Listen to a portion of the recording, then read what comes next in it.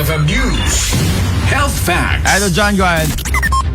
Impasingke that the Municipal Disaster Risk Reduction and Management Office, iliti pasukin, a regularity sa isayang kadapaging activity, kas paset di mosquito control kenda dumapay a vector-borne diseases.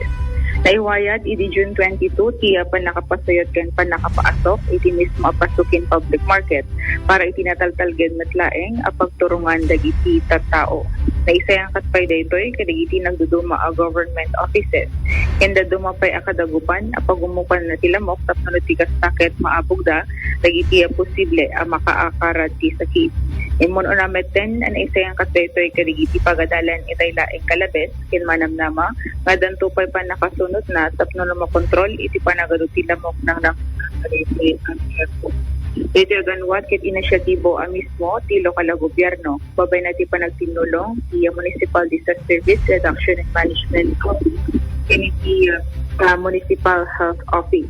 Nagyaman met iti sina ititulong ken kooperasyon na ti komunidad nang nangro na iti partisipasyon da no kakatoy apan nakasalwad sa lunad ken apan nagsakbay.